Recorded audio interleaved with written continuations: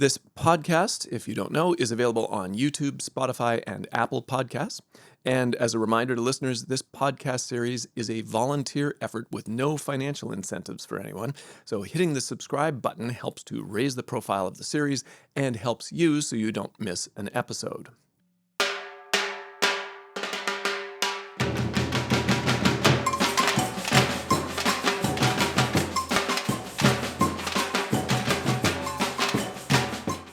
Welcome to the Community Music Learning IJCM Conversation Series. My name is Alicia de Banfi-Hall, and today I'm hosting this series.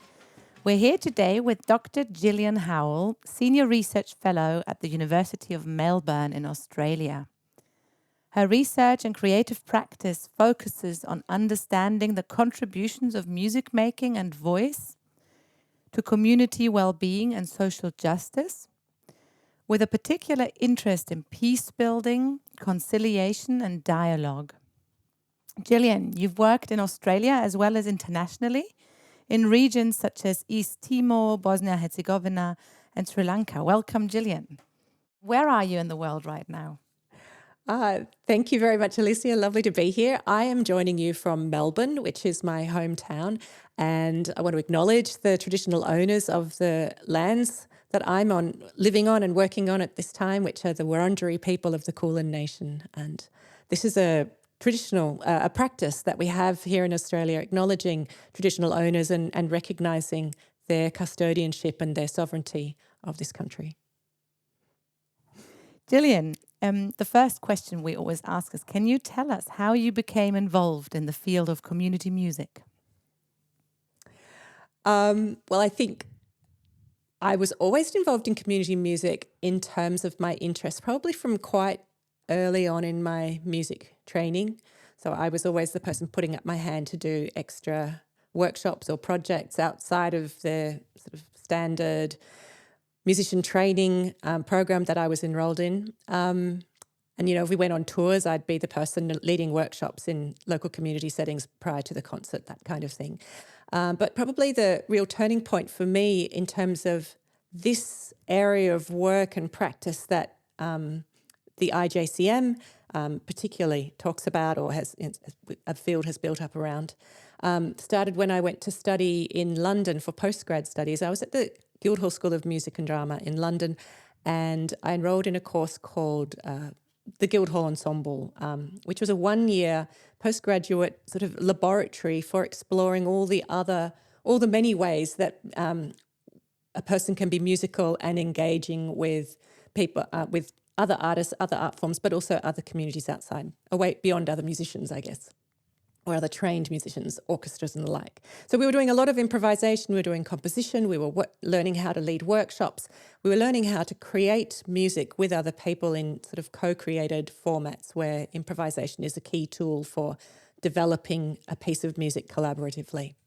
And really, once I discovered that mode of creative practice, I was hooked. It made the most sense to me because it kind of satisfied all those ideas about connecting with other people, being inventive, exploring and reimagining and being playful with music, and just other ways of being a music maker, a musician. I didn't actually know there was a research field, and I wasn't really interested or focused on research at that time. But some years later, I had an opportunity to go to the ISME World Conference in Bologna, and I happened to meet Lee Higgins. And then later that visit, I also met Bridie Lee Bartlett, and I found out that they had been part of this thing called the Community Music Commission. And as I was chatting about the kind of creative projects I was involved with in Australia, they both said, oh, yeah, that's kind of what we talk about in our commission. So the following conference year was 2010, and so I sent in an abstract for the commission in China, and I went there, and here I am. I sort of haven't stopped turning up at community music commissions and seminars ever since. So that was where we met turning as well. point. That's right. Yep. And that presentation in China that you just mentioned led to your first IJCM article called "Do They Know They're Composing? Music Making and Understanding Among Newly Arrived Immigrant and Refugee Children." Can you tell us a bit about this article? Yeah, so this was one of the outcomes from my Master of Education research. And for that, I was focused on my own practice, and I'd been working for a number of years in an English language school. So this was a school for newly arrived children. It's part of state education provision, and this particular school is like what we call a pull-out school, so a transitional school where children would arrive and they would be full-time in English language classes, studying their curriculum, but through English and learning English at the same time for between 3 months and 12 months usually, and then they'd transition to a mainstream school and hopefully And that's in Australia, right? That's in Australia. That's in Melbourne, Australia. Yeah. Yep. All the states in Australia have different ways that they support newly arrived children. So for myself as a teaching artist or a workshop artist at this school, I was going along twice a week to work with these children and to work with them to create their own musical stories or musical works that would explore aspects of their experiences of arriving in Australia, of the settlement process, of where they had come from, of their past experiences, which for some had been extremely harrowing. For others, they were migrating as part of, say, family reunions or a parent relocating for work. But nevertheless, any sort of displacement like that to another country for a young child requires a huge amount of adjustment and making sense of things. And what I was really curious about was the role that music might be playing in supporting that settlement process, and also what sense the children were making of what we were doing in this music program, which was so focused on composing. And so that article talks about the sort of thinking about the ways that they made sense of the music learning, and what they had told me about how they made sense of it, what they understood they were doing it for, or what the benefits were that they got from it, or what they were learning. But I was curious about the extent to which they understood we were making new things, because they had come from such different education backgrounds, some of which were very structured and directed, and others which might have been more similar to an Australian educational style or curriculum style, which is a lot more inquiry-based. And involves more of that sort of co-creation and inviting children to consider and explore, not necessarily just deliver only the right answer and keep quiet if they're not sure. So all of those differences in the one room, and the fact that we didn't necessarily have a lot of English language as the common language with which to set projects up, led me to ask, do they know if they're composing? Do they understand the extent to which this is made from their suggestions, or this is made from their contributions, and not just one person's contributions, but the whole group? And so the article explores that question and the reasons why it was so pertinent for this particular group. And what's the answer? Did they know? They did know they were composing. Yes, they did. And the ways that they knew that were to do with things like, they were to do with the way it changed, the way that the music would change from week to week. It was to do with I had developed a way of leading the workshops that was, very, very small increments. Each aspect that became part of a finished composition might start many weeks before with a particular game or a particular kind of interaction, and then we'd add more and more musical layers to that sort of germ of an idea, that beginning of the ideas. And so that actually was a very important process for them, making sense about how things changed from week to week. But also it couldn't change too quickly because their sense of safety and predictability in the classroom was such a key part of them feeling settled and building confidence. If it changed too much every week, then they'd always feel like they were, had, nothing they remembered from the previous week made sense or had come back. So perhaps they'd remembered it wrong, or, it creates a lot of potential for self-doubt. So yes, they did know they were composing, and they also felt very proud, they said, of presenting something that they had made, and recognising the stories that they were telling were stories that they shared with their classmates, and hopefully sort of really affirmed all of the knowledge and resources that they had brought with them, because in that process of changing countries, there's so much loss. So one of the things that I was aiming to do with these compositions and classwork together was to really affirm all of those resources that they were bringing with them, and for us to use them. So musical knowledge and resources, but also their ability to work together, to invent, to create, to perform, to stand with confidence in front of their group, and those sorts of things. Beautiful. And it kind of, was that the start of your, because there is a kind of a red thread through all your research, over all these years. And there you started in Australia about working with refugee children, and later on you went to do all this work with peace building and in conflict areas. But that sort of, was that the first sort of starting project or the first piece of research that focused on this area?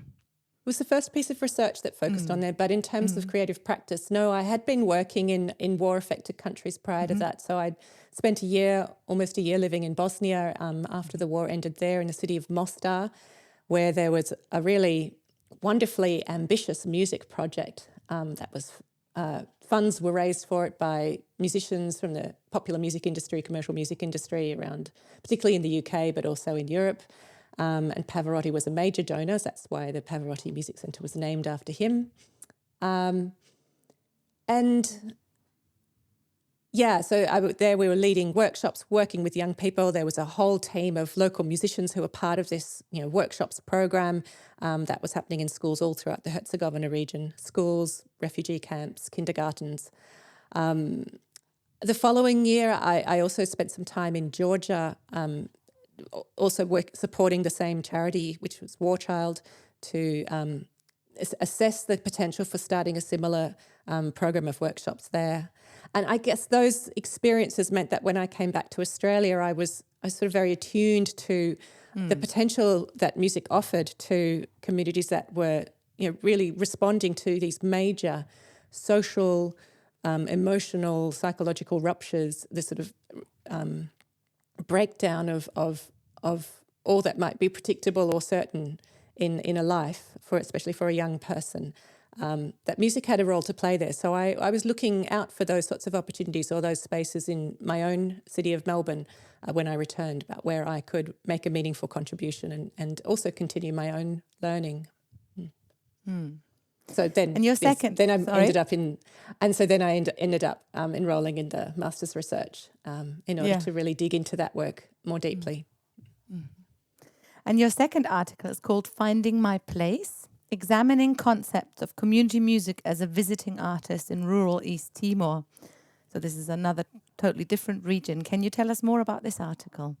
Yeah, so this came out of a residency that I did. So I had a fellowship from an Australian funder to spend some time, a 14-week period in East Timor, which is a small country, newly independent. So from 1975, it had been under military occupation by Indonesia. At the end of 1999, there was a popular referendum where they voted for independence and the Indonesians needed to leave. That in itself was a period of devastating violence again. But when I travelled there, it was 2010, so sort of 10 years on from that beginning of the independence era. And I worked on behalf of a very new NGO in a very small rural town called Los Palos, which was in the far east of East Timor. Very, very beautiful in terms of its environment, nature. Timor is one of the most beautiful places I've ever been. It's absolutely extraordinary, but it's quite hard to move around there. The infrastructure in terms of roads and transport, all very challenging.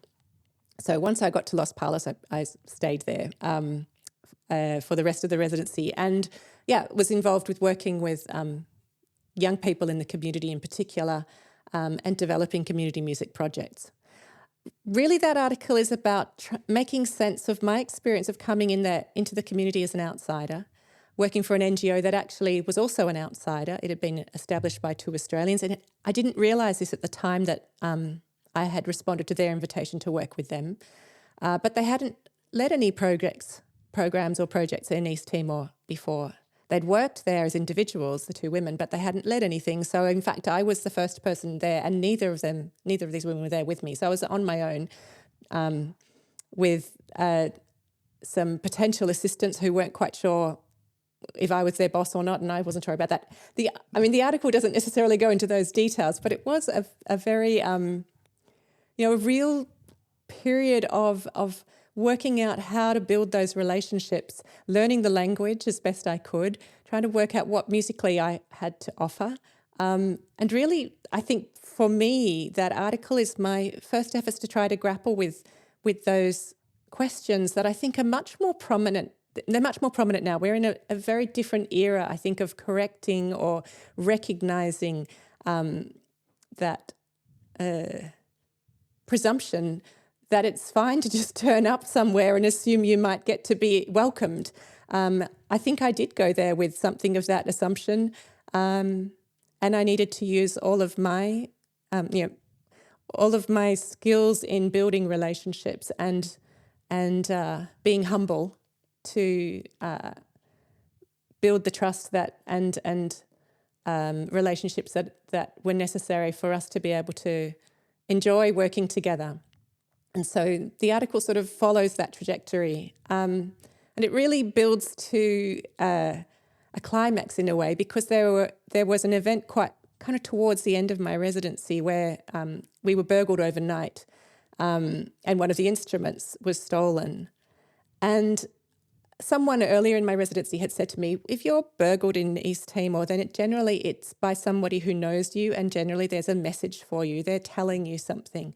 So I had that in mind when this happened, even though it was quite shocking because it was during the night and we woke up and there were people in the room and those sorts of things, alarming.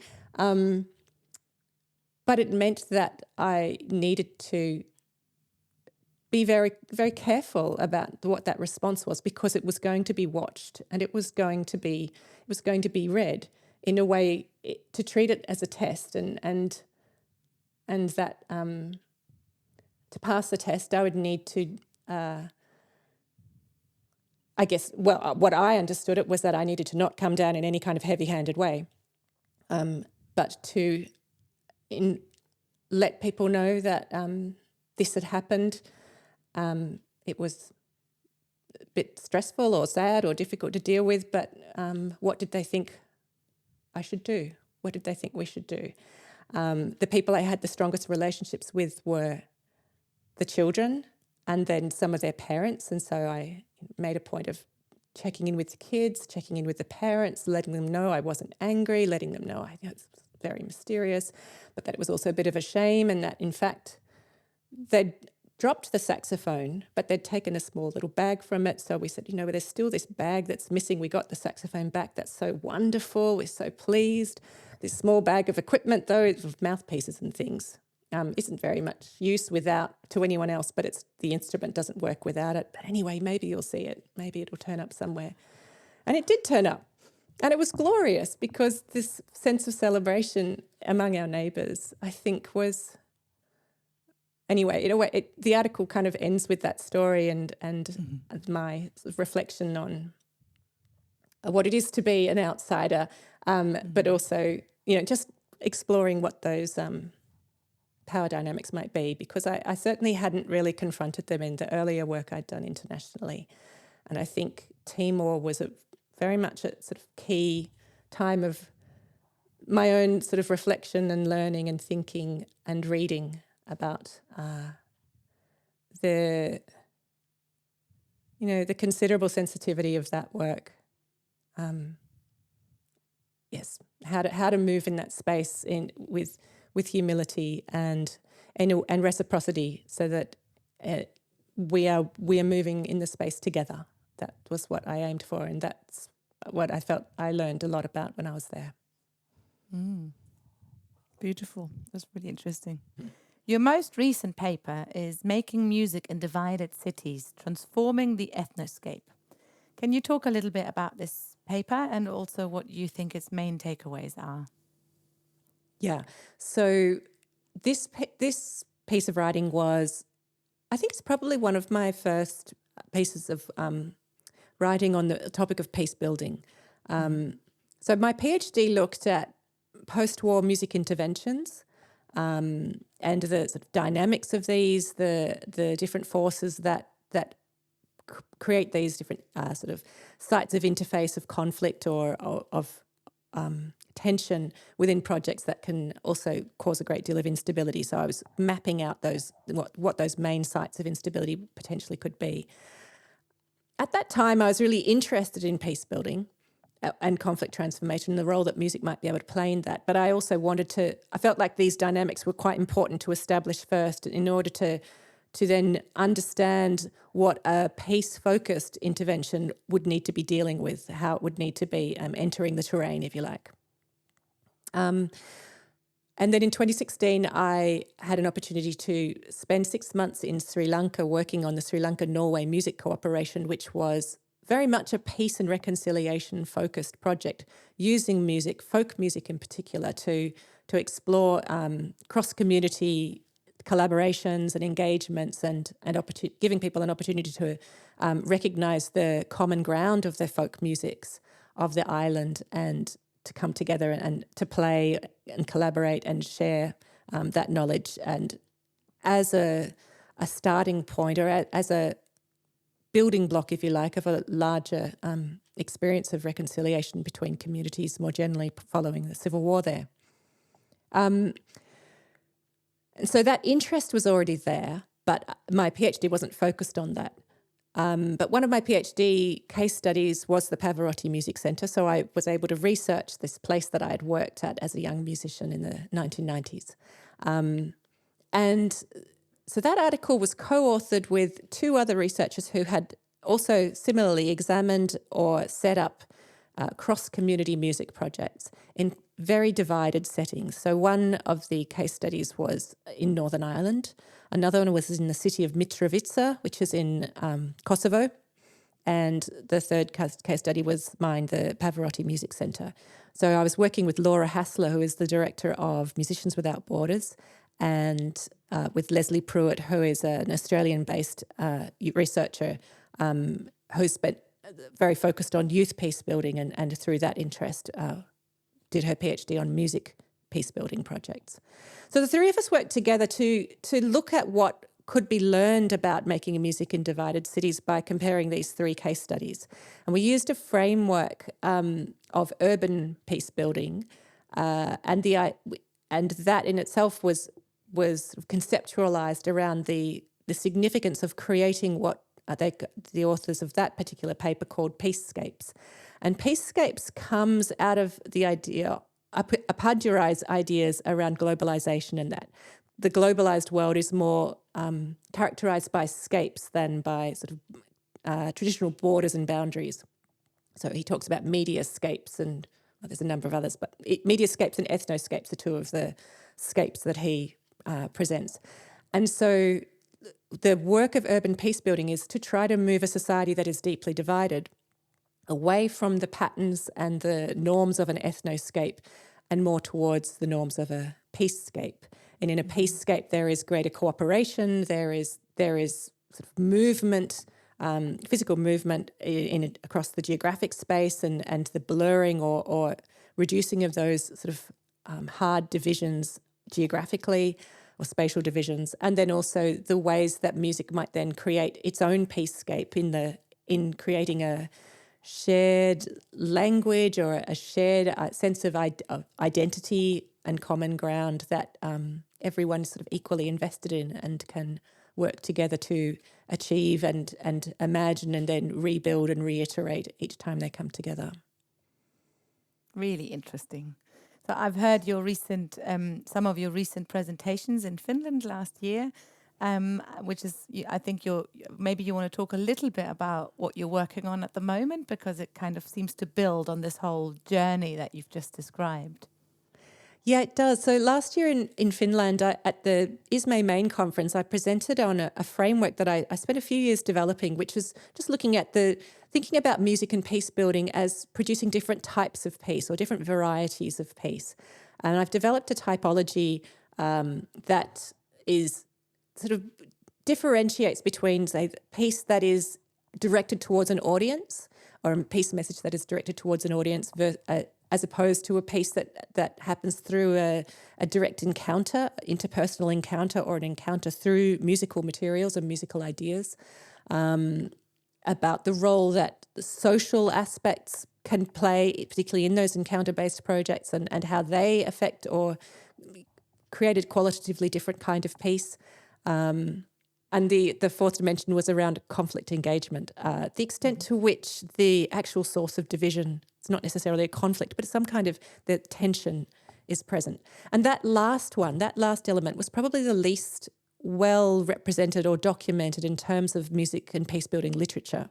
And so that's the focus of my current postdoc fellowship at the University of Melbourne. I'm looking at music and dialogue. So within a dialogic piece, what I've termed dialogic piece, one of its key sort of differentiating factors is that willingness to engage critically with the source of tension or the politics that are underpinning the division and underpinning the reason why peace building might be an appropriate response in this particular context at this particular time. And I've been looking at and developing different kinds of tools for engaging more directly, but also with care and meaningfully with that source of conflict using different art forms, not only music. Initially, I started the work focusing in on music and dialogue, but as I've progressed in this project, it's become very clear that there are a lot of benefits in the dialogic space for different art forms to be able to be present and for there to be a fluidity between art forms. So one of my current projects is developing a series of conflict mapping tools that are arts-led, and so they move between theatre and drawing and movement and sound and music in all sorts of different ways. And we're developing a series of tools, a toolkit for anyone who works with groups, because conflict is inevitable and arises in every kind of social setting we might have. They're not necessarily always hugely divisive or violent conflicts, but nevertheless they may need transforming or engaging with in a proactive or constructive way. So these tools help people to do that. I've also I'm sort of working with a couple of really fabulous research fellows to develop theory around community music and dialogue. That work is on its way. And also I've been talking with practitioners around the world who describe their practice in terms of music and dialogue, and finding out more about what it is that they actually do. What are the practices that are music-based dialogue or music in dialogue and music as dialogue? What does it look like? Where is the talk? Where is the sound? Where is the music? How is it all put together? What are the patterns there? And so that is another project that is progressing, and I've got a year to go. So it's all progressing pretty fast, but pushing towards the deadline now. So all systems go. Thank you, Gillian, for telling us your stories and your research about peace building and music and conflict. And thank you for listening to this podcast. Remember to subscribe to our YouTube channel. We've got lots of exciting podcast episodes coming out, and look out for Gillian's upcoming work. Thank you, Gillian. Thank you for being here. Thanks so much, Alicia. Thanks, bye. Thank you, our producer, Laurie Hall, and our production team, Anu Aldenhof and Gabriel Vincent.